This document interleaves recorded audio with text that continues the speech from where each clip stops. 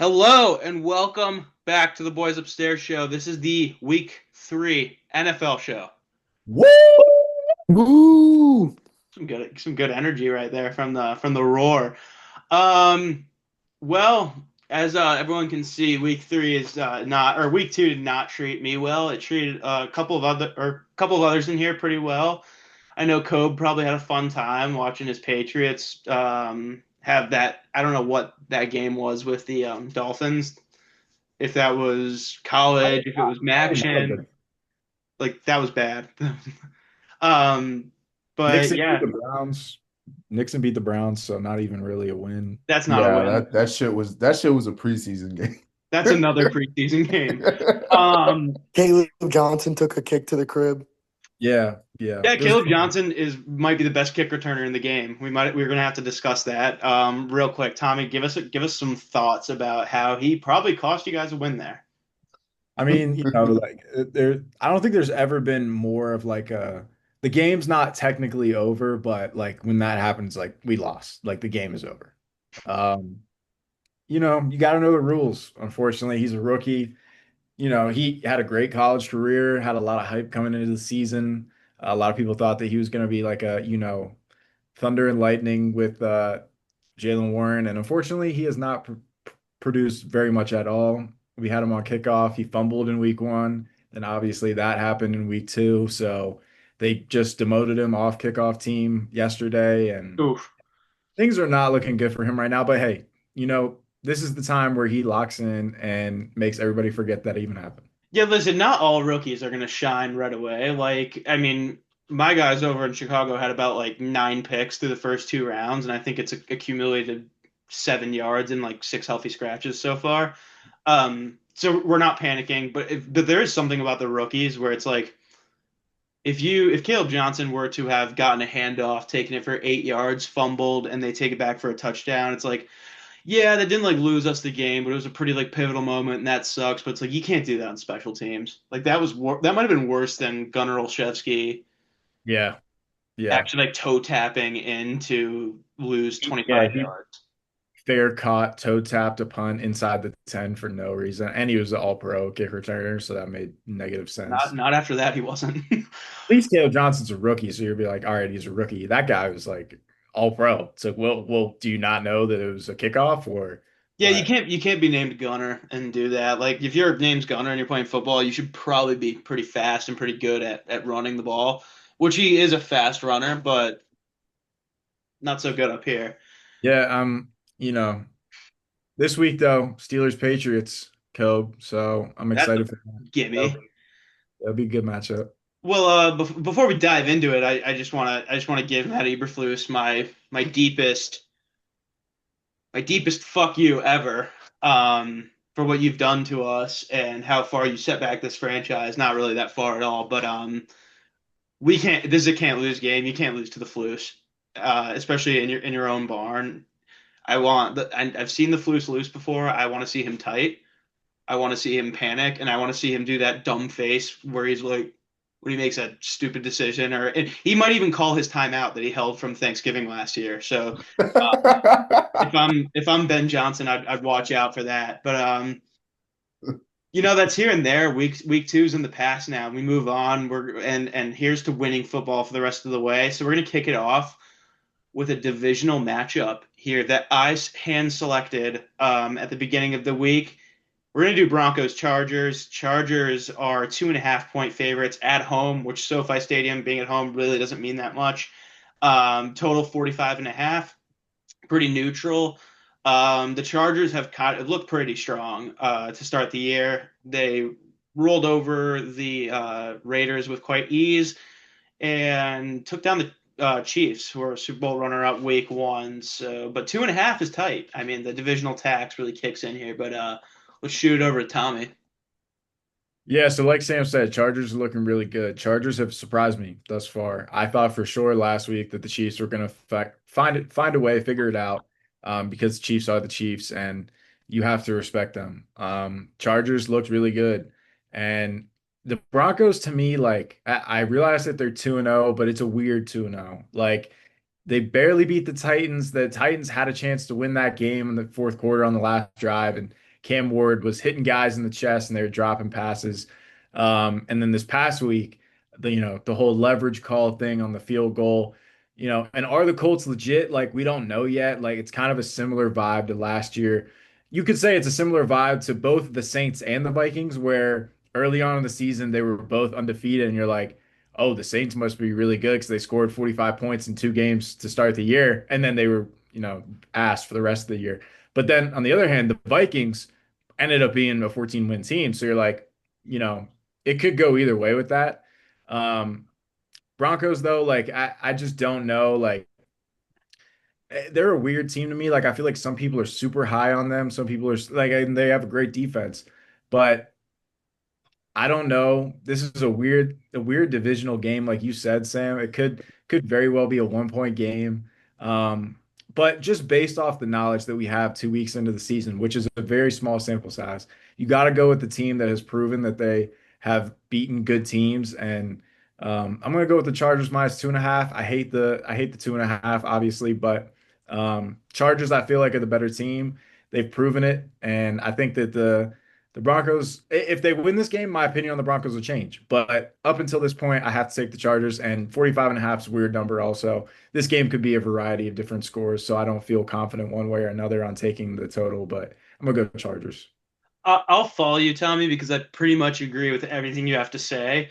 The Broncos, you are completely correct in that it doesn't feel like they're 2-0 because you said that, and I was like, no fucking way, they're not 2-0. Like that's, I remember they are somehow, and that just shows you how meaningless the first 2 games of the season are, and that's not bias at all coming from me. But yeah, it looks like Bo Nix is having a little sophomore slump. That defense that was like I think it was kind of like consensus coming into the year. Like the Broncos defense is the best in the league. They're just a complete power unit. It looked a little shaky to start, and not like anything concerning, but just like I saw Pat Surtain go down early, but he came back and was getting picked on a little bit almost. But it doesn't look like that Broncos team gelled really well last year, and they just looked like they're firing on all cylinders. High power offense, very good defense, so they can win games in a variety of ways right now, at least through week 2, it seems like the wins are coming at like, oh, we got to hang on here. We got lucky. Bo's thrown 3 picks, so let's just hold on. And the Chargers, like I said earlier, look very strong, so I'm going to go with the Chargers.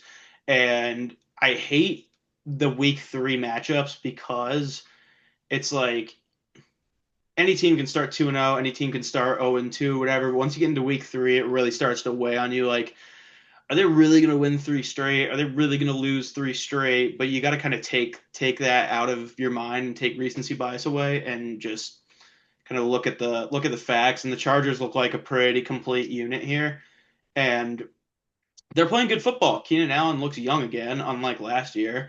But I don't like the total either. 45.5. I feel like it could go under. I actually full transparency alert here from Sam. I was looking at Nixon's card when I was picking this game, so I am taking the under. Due to divisional game here, I was thinking about that. I was like, why wouldn't I take the under? But the Broncos haven't been high on offense. I don't really trust Bo Nix slinging it to Marvin Mims 5 times throughout the game to score a lot versus the Chargers. And the Chargers haven't been scoring a lot either. They're winning football games the gritty way. And I don't think any of them in that building give a shit if they're scoring 50 points to win a game or they're doing what they did Monday night and just scoring 20 and just beating the shit out of the offense. So yeah, I'm going to go Chargers in the under. Let's roll. Yeah. Same boat as you guys. Really just we have a small sample size so far, so only have 2 weeks to, kind of look at teams and see what we have moving forward. And based on what I've seen from the 2 weeks of Broncos football and what I've seen of 2 weeks of Chargers football, I like what I see out the Chargers more. Uh, that game in Brazil, week 1 was they played awesome. They played Patrick Mahomes, and they pretty much dominated the game through and through. And then last week kind of did the same, had a little lapse at the end, but they're playing good football right now, and I'm impressed with what I'm seeing out of them, especially Justin Herbert, who has pretty much, I mean, I will say, been a top 2, top 3 quarterback so far in these first 2 weeks. After a lot of people were just shitting on him. I'm not saying like he's going to be MVP or anything like that, but he's been playing well through 2 weeks, so I think that's going to continue against a Broncos defense that's looked pretty mediocre through 2 weeks after a lot of people were saying that they're going to be one of the best defenses in the league. Um, and like Sam said, I know PS2 was a little hobbled. So yeah, I'm gonna take the Chargers here. I hate to be like the same pick as everyone else and continue the train, but I just happen to have Oh, oh pretty no. much the same thoughts. This is where we need Sean. This is where we need Sean right now. I know I wanted to pick differently, but like, if I'm just being honest, for me, it comes down to like, I think it's going to be a close game. It's a divisional game, two teams that, preseason were looking to win this division. And if you're asking me, like, it comes down to the end of the game, who do I see right now getting their team to win after what like Nixon said, what I've seen from 2 weeks? It's Justin Herbert. He looks so comfortable in the offense. He's playing the best he has in years. Quentin Johnson is playing good football for the first time in his career. I mean, obviously, he could suck the rest of the season and be terrible, but so far he's been playing really well. Keenan Allen has been a touchdown machine, which is like similar to his role was on the Bears, where he was getting in the end zone a lot, big red zone target, but wasn't like that guy who used to get 100 catches a season and get a lot of yards. Um, and I think that the scary thing about the Chargers is I feel like they have a whole nother level to go to. If we're being honest, their run game has not been what it was last year. Omarion Hampton has gotten off to kind of a slow start. Najee played a lot better than he did in week. He played a lot better in week two than he did in week one, but it's still not like great. And Harbaugh. You saw what he did at Michigan. You saw what he instilled in them last year. If they get Omarion Hampton clicking, if they get the running game hitting, and they get that going, I feel like they have a whole nother level to unlock. They've been kind of relying on Herbert a little bit more than they did last season so far. And I feel like if they get that running game really clicking, then that team is just like, how do you stop them if they get the running game really, really going, how Harbaugh normally likes it? Um, and I also agree with what you guys said on the other side of things. Broncos offense has looked bad so far. Bo Nix has struggled. I feel like it's too early to call it a sophomore slump, but he's definitely struggled the first 2 weeks. I think that they just all around they came in with a lot. Last year they came in with no expectations, and they played really well. And then this year it was like Broncos could win the division, Broncos playoff team, and now I think people are expecting a lot out of them. And that offense, they needed a wide receiver. That was their main thing in the offseason. They drafted Pat Bryant, who's decent, but that's not making a big impact year one. They got Evan Ingram for a tight end, which was a good pickup, but still like the receiving core is still not anything special for what they're trying to do.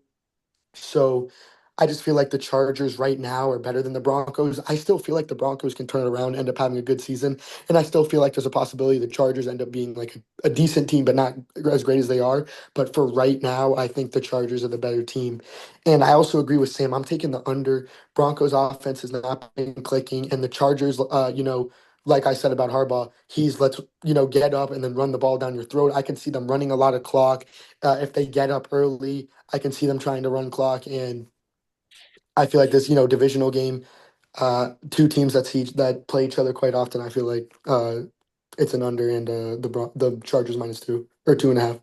Yeah, I mean, good point you made about the Chargers, like, and both teams having the same record, obviously, is that, like, the Chargers have looked like not like dominant, but like very good to start, and it's like they don't even look that like it feels like it's not their potential at all. Like it feels like Are they're the Broncos not 1-1? Did they not lose to no, the Indiana? Broncos are 2-0. They didn't lose. The guy missed the kick, and then there was the leverage call on the field goal, so they got to No, re-kick. no, they lost because they hit Yeah, the they hit the kicker, and then the kicker okay, made so the field goal. I wasn't crazy. I wasn't crazy. Did The Indianapolis Broncos not are make the 1-1. second field goal? Did they not You're hit the right. second You're right. tie? I'm just kidding. I'm thinking about reverse. It was the Colts kicker. Yeah. Yeah. Yeah, yeah, that's what I was so you guys were saying that, and I was like, All I'm right, but tweaking. like regardless though, like my point, like that they're a weird 2-0 is still true because like they probably shouldn't have gotten that leverage call, so like they should have been 1-1. No, I No, still Or agree with what you were saying. you are right. And but I do like how Tommy compared the Colts to the Saints of last year because that's exactly what I had been thinking. It's like you really if People are obviously thinking about Sam Darnold right now. You think Danny Jones is going to be slinging it for the rest of the year and just dealing like this? I don't know what to tell you. He They could, haven't He punted. might, dude. He might. he could, They but have not punted that's through two insane. weeks. That Daniel is. Jones Indiana has Jones. not given up a 3-and-out all year. I mean, they've got playmakers. Like that was never like, and Jonathan Taylor looks like himself again. So it's like they've got guys. Tyler Warren. You Tyler got Warren. Pittman, you got Tyler Warren, you got Josh Downs, you've got Alec Pierce. Like it's like that's a well put together offense. But it's like at a point, some people are gonna remember, or I'm pretty sure Daniel Jones himself might remember that he's still Daniel Jones. So we'll pump the brakes on that. But moving Wait, Sam, along, I gotta say something real quick. Wait, Sam, does the first 2 weeks at all, the way that Colston Loveland is at 100 yards in both games and that Tyler Warren hasn't done anything, do you feel bad about the? Obviously, I'm being sarcastic, by the way. Do you feel no, I any had no idea. type of way about the pick that the Bears made, picking Loveland over Warren through two I weeks so far? felt Because I I felt thought that was insanity. I felt a certain way about the pick when it happened. Um, and let's just say the off-season propaganda had me a little like convinced, like, oh, hey, this might work out. I don't know, The but hips. considering there's a non-existent pass rush and a non-existent run game, like I didn't think trading up for Genti was the ideal scenario. But it's like you have the 10th overall pick, you got to get a fucking contributor. Like, come on. Like last year, we kind of like had discourse about the Adunze pick at 9, but like he's looking like a star right now. So I'm not too worried about that. And I hope Loveland turns it around too. But it's like he's tight end too. You like end of the day, no matter what happens, you took a 10th overall pick and drafted a tight end too. Um, Yeah, honestly, Ryan Poles might be the problem. Like at the end of the day, like the Real Madunze discourse last year was because you guys clearly needed offensive linemen. So it's like, yeah, why would you not take an offensive lineman, specifically Olu, Caleb's high school teammate? yeah, that Like, would have been perfect story. Would have marketing but budget. but at the same time though, like this offseason, you guys traded for and signed offensive linemen. So it's like, okay, taking a tight end, like you already have Cole Kmet, but maybe this guy's gonna be the next Brock Bowers. But then you had the next Brock Bowers available there and Tyler Warren and you still took Colston Loveland. So it just doesn't make any sense. That was But my thing. Is like they didn't need a tight end, but if they were gonna draft a tight end, why would you not get the tight end with Heisman votes? With Yeah, literal Heisman votes as a tight end. yeah. You're asking the wrong guy. And if it were up to me, you take that best edge rusher available and someone who can pressure the goddamn quarterback, or you take Tyler Warren, who had proven that he is a fucking stud pass catcher, not the guy who hadn't played because he was injured and was catching passes from J.J. McCarthy because they ran the ball 80% of the time and no one ever expected a pass. But that's neither here nor there. Um, Oh, shit. moving on, I'm going to talk about them in this next game, but I can't litigate the Bears right now because I've been doing it all week. Um, this one's exciting.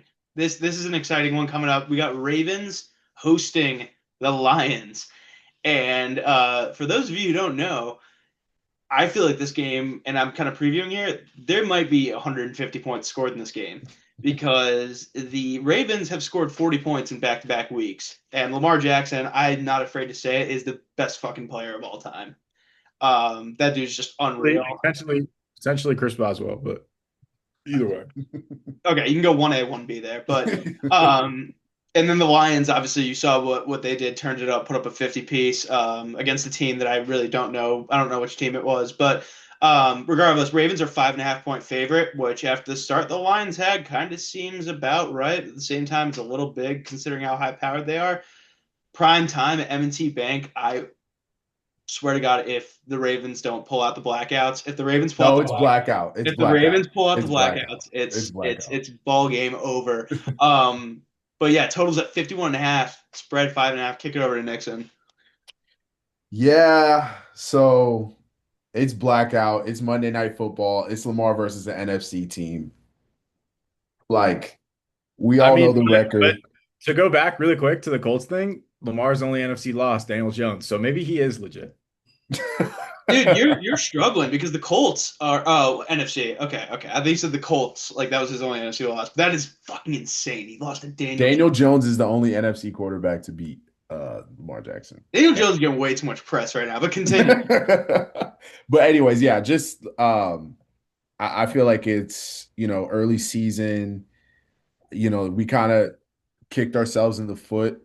Well, not even kicked us, shot ourselves in the foot week one and against, a premier opponent. And I feel like, there's going to be that added motivation this week for the Ravens to just go out there and dominate from start to finish, through four quarters. And granted, the Lions are a great team. They have a great offense, great coach.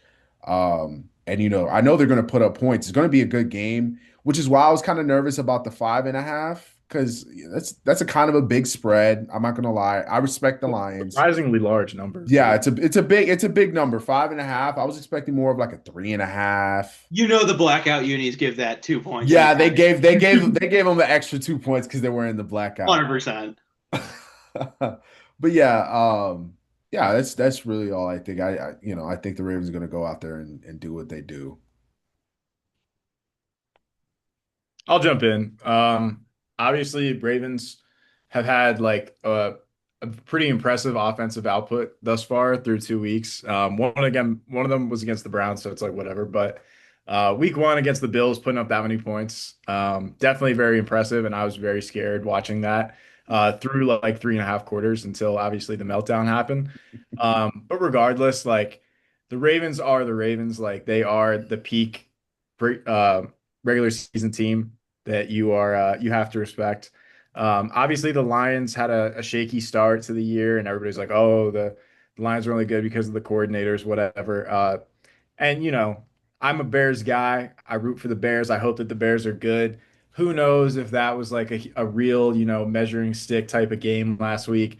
They were putting, figurative belt to ass in terms of Ben Johnson, trying to get as many points scored against him to show that they didn't need him or whatever. Um, this one is a tough one, and like Nixon said, 5.5 is too many points. But at the same time, though, like I don't want to go against the Ravens just because they have scored 40 points a game. And like Sam said, points are going to be scored. I thought the Ravens defense was really good, and I do still think that they're good, but like them getting a lot of points put on them against the Bills, and obviously the Bills are a good offense also. But I think points are going to be scored. I think it's going to be a bit of a shootout. I'm going 51.5.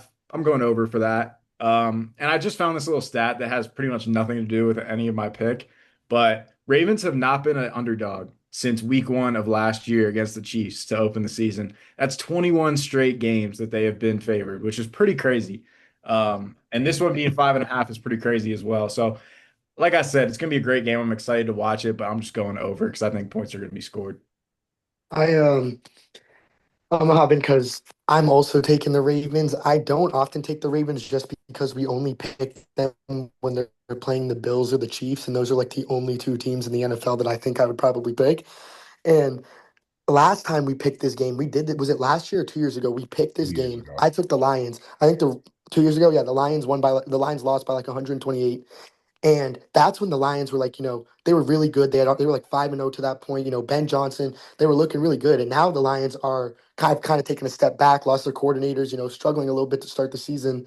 Um, so I think that the Ravens, if they blew them out 2 years ago they were a lot stronger. I feel like they're going to blow them out again. Ravens are one of the best teams in football. Obviously, they had a tough game against the Bills, came back against the Bears, and I think that their momentum, that week one loss might have been crucial for them. Kind of kicked them in the ass game one to be like, yo, you got to tighten up. So it might be a good thing for them. It happened week one because now I feel like they're going to be a foot on the gas, no brakes. And I just think the Lions aren't going to have enough to handle all that. I don't know if their defense is just is going to have enough to stop the two-headed monster in the backfield. Plus Lamar, as Sam said, or not Sam said, Nixon said, has absolutely been fucking slinging it this year. So Zay Flowers has looked great. I'm pretty sure who's not there likely is hurt, and he's still Yeah, looking fine without likely him. likely might come Yeah. back Nixon, do you on think that Monday. Lamar is like holding it against Mark Andrews for losing the Bills game that he's got like one target all year? I mean, he had two targets last week and I think one target the first week. And I mean, one of the targets was in the end zone and he got the ball punched out. But I don't know. I think I think we're really going to see production out of Isaiah Likely a lot this year. When he comes back, I feel like he's going to be our tight end one because through the first 2 weeks, he's not even looking uh Mark Andrews' way. It's very apparent. Like he's kind of at a point right now where it's kind of like Stafford and Puka. He drops back and 90% of the time is going to Zay Flowers. Like that's just what it is now.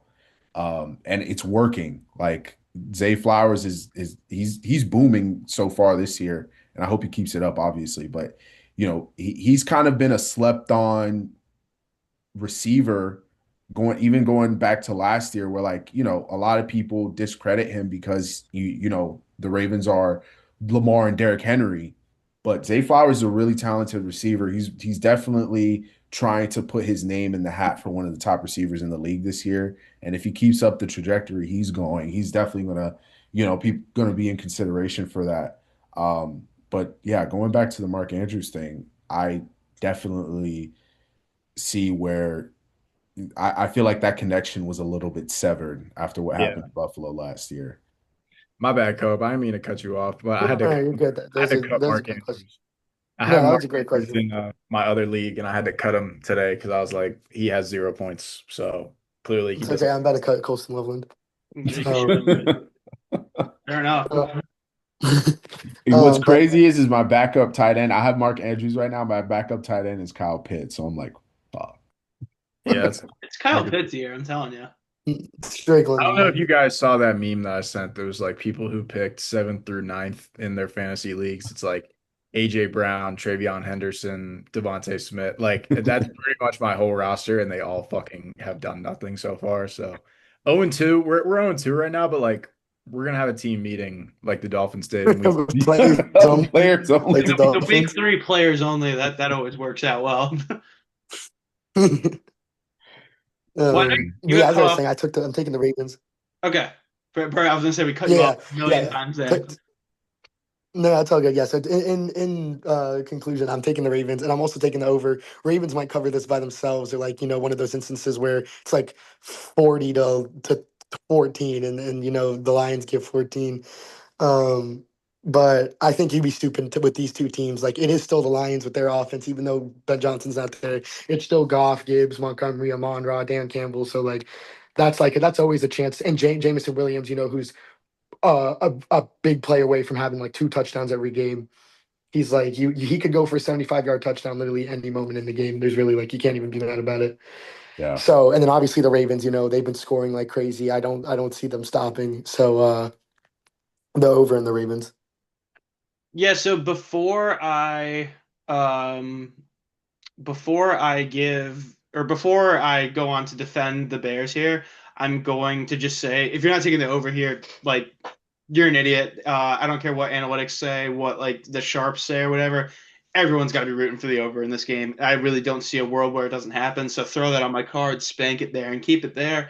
Um, you guys all covered it pretty much. I mean, there's not much else to say about the Ravens. They're just a legit team offensively, and they've proven that like over the last couple of years, whatever, it's obviously Lamar's the guy, but if their offense doesn't click and their defense will pick them up, I think now it's just like even if their defense doesn't pick them up, that the offense is just going to keep fucking booming, and they're that good. Lamar's that good. You get weapons now. You like Nixon said, Zay Flowers has established himself as a top receiver target, and you got to worry about Lamar, Derrick Henry, and then among others.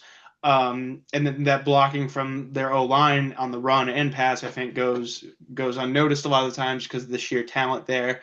But the Lions, on the other hand, I think it they proved that it's like I know there was a ton of discourse about like losing Ben Johnson, what's that going to do to them? He made Jared Goff good or whatever, and they got their dick spanked in Week 1 by the Packers, who look really good right now.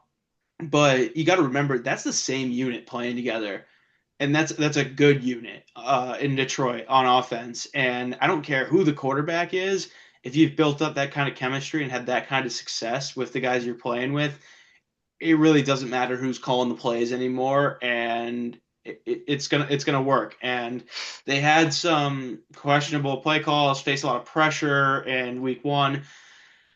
And that's where my Bears come in. They couldn't get Goff had 230 something passing yards when he took 3 or more seconds to throw, which is like the opposite of anything anyone similar to Dan Orlovsky would ever tell you.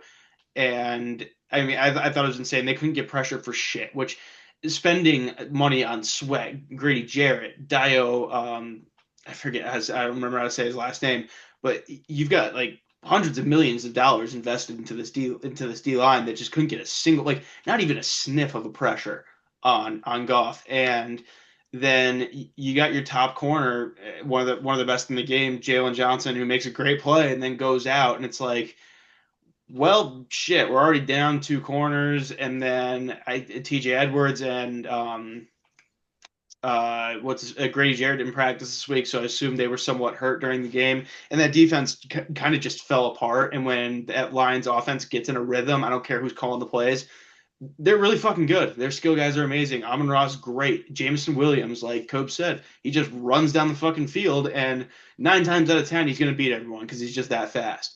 And Goff can get it within 5 feet of him. He'll catch it and take it for a touchdown. Um, so yes, when I'm picking Ravens Lions, I'm not in panic mode for the Bears. Let's just say that. But it was clinical what they did on offense. Goff almost had a perfect passer rating. He looked good, but like I said, they couldn't pressure him. So I think the key for the Ravens here is to get pressure on Goff, make him make some mistakes on throws because he didn't make any mistakes because he didn't have anyone looking at him. He could just stand there and wait to make the perfect throw. So if the Ravens can put some pressure down on him, I think it'll make things a little tougher for the Lions offense. But with that run game, all the weapons they got going, they get their quick pass game going.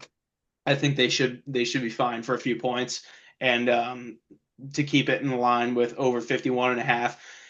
We alluded to it earlier. The blackout unis at night at M&T Bank Stadium go so fucking hard, and that is probably the reason why the spread's 5.5 instead of 3.5. But I'm gonna stay away. I'm gonna stay away from sides here, and I want to sit down, put my ass on the couch on Monday night, and just watch point scoring football. And I hope the Ravens win, but 5.5 just seems like a lot for that kind of matchup. Um, Welcoming in Joe Suarez, returning, unlike some other people. I mean, Joe is for the boys. Do you have anything to say about Ravens versus Lions before we move on to locks? Your favorite part? Now we got back-to-back weeks on the show, so fire me up. Let's go. Um, I'm excited. I think we can. I think I'm excited to watch Derrick Henry again. The more and more I've watched him, honestly, I don't know how the fuck anybody tackles him. I don't know if the Lions are going to have an answer for that on defense. I think that offense is just so fucking dynamic. Honestly, as not even that big of a football guy, like that makes me turn on the TV. I was looking at the spread. I saw it at 4.5. I don't know if that's accurate, but I I like the Lions to cover, but I think the Ravens are going to win. I think it's going to be a close game, but give me the Ravens having the edge there. I think it's going to be a big Derrick Henry show at the bank. Yeah, I like that. All right, well, I feel like we talked enough about the Ravens, and we'll probably be talking about them a lot more as the season progresses. I think over the course of the 4 years that we've done this show, we've probably picked more Ravens game than any other team. I mean, it's a fun team. Whenever they play like a good opponent, the total's always really high. Lamar always knows how to put on a show in prime time. Harbaugh knows how to piss his pants in prime time. So I feel like it's an easy avenue for us to go in there. Um, so don't worry. There will be plenty more Ravens talk in the future. I know Nixon's really worried about that. Yeah. But moving on to the best part of the show, Mortal Locks. I am 0-2 on Mortal Locks so far. So I know, naturally, everyone wants to hear from me. And I tell you what I got. My dumbass took the Saints last week, and I got multiple text messages being like, "What the hell are you doing?" And I tried to clap back and be like, "Oh well, they're hurt and everything." Saints versus Niners. You don't pick the fucking Saints. It's 2025. I don't know what I was thinking. Hand up. That's on me, everyone. To the viewers. You didn't Um, believe in Mac Jones. I did not believe in Mac Jones, and I don't blame anyone else for not believing in Mac Jones. But this week, we're going for a bounce back candidate. the Houston Texans are an underdog versus the Jacksonville Jaguars at 1.5 in Jacksonville. I don't think playing in Jacksonville really means that much. Although I do know last time they played in Jacksonville, I think it was Alshire almost killed a dude. He Like, almost killed Trevor Lawrence. Yeah. yeah, he quite literally like nearly killed Trevor Oh, Lawrence. yeah, he tried to decapitate Trevor Lawrence. So Trevor Lawrence might be a little shaky back there in the pocket. That Buccaneers Texans game that we picked was shaping up to be a really good one, like a thriller. It ended up being a thriller for like the first half, and then both teams forgot how to play football for like 28 minutes of the second half, and then Baker did Baker things and let it roll. I'm not going to put that on the Texans as much, and I think with a weaker defense, I think CJ will have a little more time to throw. I think Nico Collins will get some more opportunities to get open. Nick Chubb looked pretty decent in that run game. I don't see a way, and the leadership of D'Amico Ryans and the power that defense can bring with Daniil Hunter and Will Anderson on the edges. Good linebacker group, good corners. I don't see a way they fall 0-3 to Jacksonville. That might be rock bottom if they do. Give me the Texans. Let's ride. We cannot go 0-3. I'll go next. So I went with the Rams to go into Philly and cover 3.5 points. Last year we saw the Rams do the same thing in the playoffs. They went into Philly in a cold game, snowy game, I believe it was. And to my surprise, they kept the game close, and kind of were able to neutralize Philly's offense for 3.5 quarters. And then Saquon Barkley at the end of the game bust out for two big runs. And, it is what it is. But they still had an opportunity to win the game on the last drive, but they weren't able to score a touchdown. But I think they get the job done this week. I think they're going to be hungry to kind of get their lick back. Stafford and Puka have looked awesome through the first 2 weeks. Their defense is getting pressure on the quarterback. Now, my worry is they're a little bit light in the ass up front, but they do have amazing pass rushers and they do have the ability to, pressure the quarterback. And when Jalen Hurts is uncomfortable, he does have a tendency to give the ball to the other team. So, um, I think that the Rams are going to go in there and at least cover 3.5 points.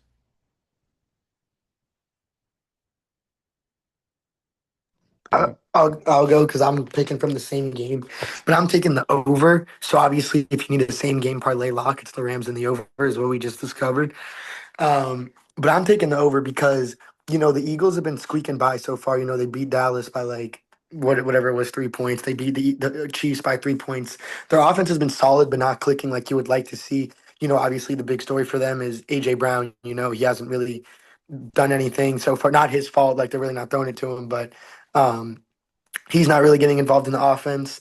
And Devontae Smith, like the passing game hasn't been what you would hope it would be, and it's a lot relying on Saquon and all their whole team of like 8 running backs that they picked up for no reason to run the ball. So I feel like that this is the week that their offense clicks.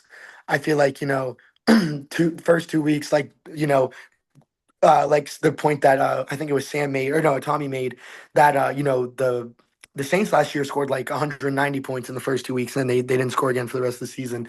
So the first 2 weeks is kind of where you put it together. I feel like week 3, like this is the week where that offense really clicks. But on the opposite side, I also feel like their defense has been solid so far, the Eagles, but I think the Rams offense is just Matthew Stafford. He always plays well against the Eagles for some reason. Obviously Puka, Devontae Adams, they got Kyron Williams. Blake Corum is playing a lot better in his second season. I feel like that offense is just electric, and I think this game is going to be a back and forth, a shootout. Um, I think that a lot of points are going to be scored. I think Eagles offense is going to start clicking, and I think the Rams offense is just, any game that the Rams play, a 60, they could put up 40, and the total could be 60. So I really like the over in that game. Joseph, you want to grab it? Yeah, I'll go so you can wrap it up. Last week, I believe my adjusted lock was to have the Cowboys lose. I forget in what capacity, but I'm gonna stick with it because I'm an avid Dallas Cowboys hater, and I think this is the week that the Bears get on the board. I think Caleb Williams is, you Fuck yeah, Joe. Fuck yeah. yeah, it's a team pick here, but I think this is the week that Caleb Williams gets on the board, and I think this is the one where we see who's on the worst end of mediocrity. And not no offense there, but they're both very mediocre teams at this point. Um, and I think Dallas is on the bottom end of that. I think Dak Prescott is an inferior quarterback to Caleb Williams. Gonna go out there and say that, but at the same point, I think it's 1.5 is like I don't know.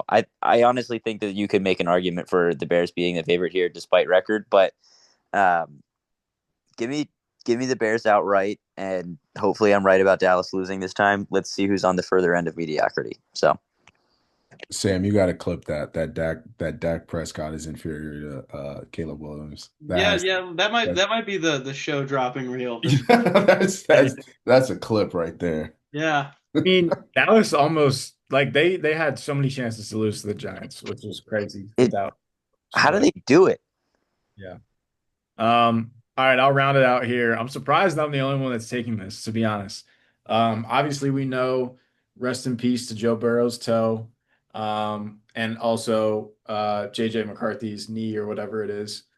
Um, His we have feelings, probably his fucking feelings. we have a Jake Browning versus Carson Wentz matchup this week, and I'm taking the under in that game. Safe to say, I got the Stay Freaky shirt on. If there's one guy that's a freak with the football, it is Carson Wentz. He finds ways that you didn't even know were possible to turn the ball over. Obviously, was really good once upon a time. Has since become a journeyman. He's started for 6 different teams in 6 years, which is the first time that's ever happened in NFL history. Totals 41.5, which isn't super high.